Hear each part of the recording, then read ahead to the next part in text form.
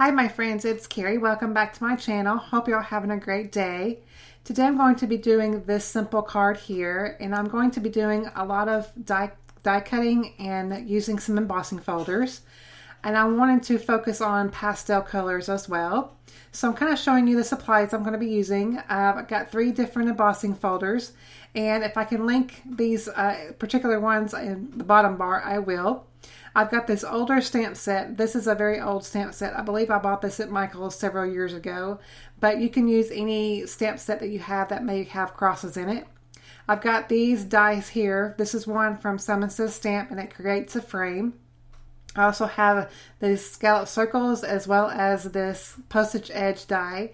And I've also got this die cut set here from Right at Home. It's there from this stamp here called Scripty Sentiments. And I went ahead and die cut and did all of my embossing off camera because it's harder for me to do that on my desk here.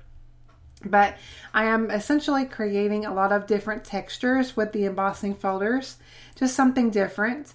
And so like I said, I went ahead and did that off camera, and you can see how that turned out there at the top of the screen there. Now I'm going to go ahead and take one of the cross images from that stamp set, and I'm going to emboss this image with some Ranger Liquid Platinum embossing powder.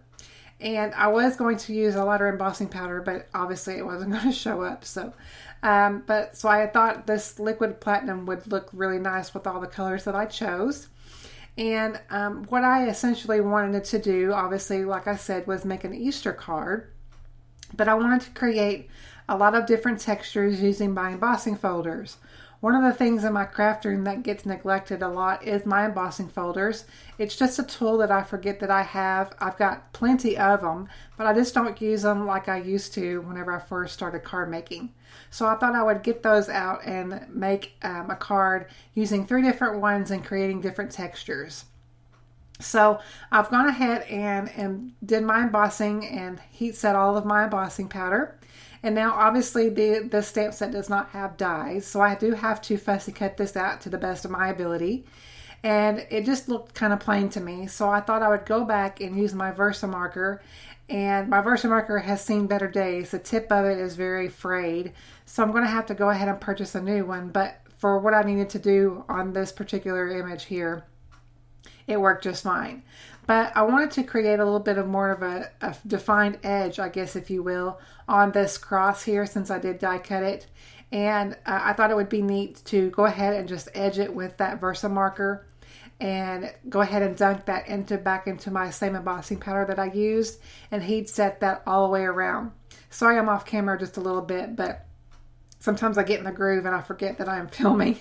But anyway, so I've got that all edged there, and I will go ahead and show you up close a little bit better how this looks a little bit more finished. And it looks just a lot better than just the plain white on there, and just kind of ties it all together, I think.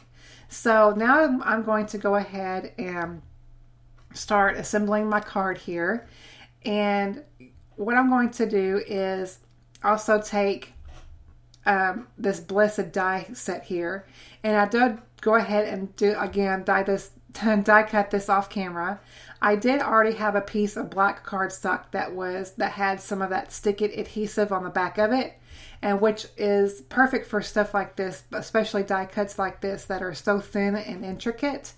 And so I wanted to take advantage of that because this would be a little bit of tedious work here to go ahead and put liquid glue on the back. You certainly could do it, but it would just take you a little bit longer.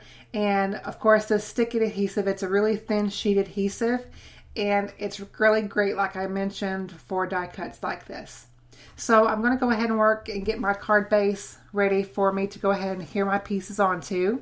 So first, I thought I would just use my liquid glue to add to my main piece here, my first piece. It's great to use liquid glue if you did use embossing folders, because then you won't really interrupt, I guess you'd say, or crush the pattern that you use whenever you did the embossing. And it really does adhere and gets into those little crevices of the pattern that you embossed. So I'm going to go ahead and add a little bit of dimension and add some foam adhesive to this yellow piece.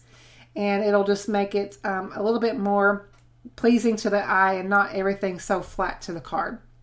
So I'm going to go ahead and continue on to add some foam adhesive to this piece here. And it will make a big difference, and because this design is overall, it's pretty simple. You could easily make multiples of these in one sitting if you wanted to.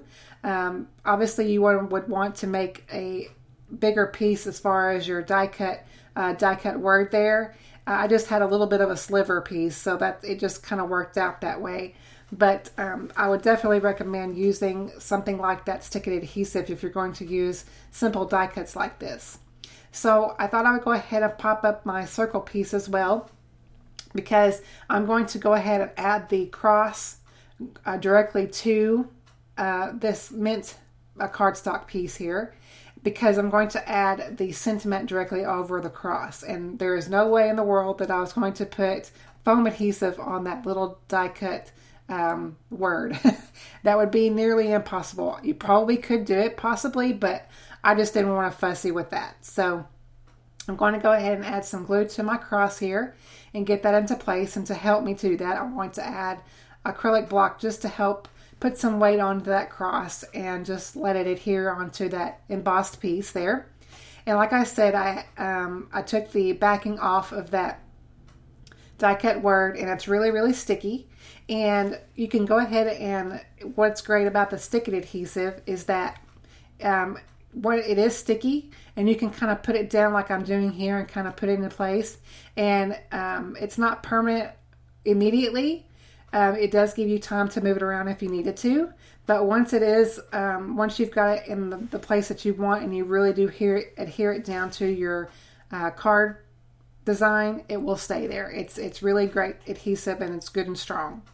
So now I've finished up the front of our card, so I'm going to just add just a little bit more stamping on the inside of the card, just for something just to add to the inside. I didn't put a sentiment or anything like that, and it's really, really simple, and it keeps it really light. And so then you can also add your message to your recipient that way. So that completes the end of our card for today, guys. I hope you enjoyed this tutorial. Thank you all so much for watching my channel. I really do appreciate it. If you haven't subscribed, I invite you to subscribe. And thank you so much for watching. I'll catch you on my next video. Bye-bye.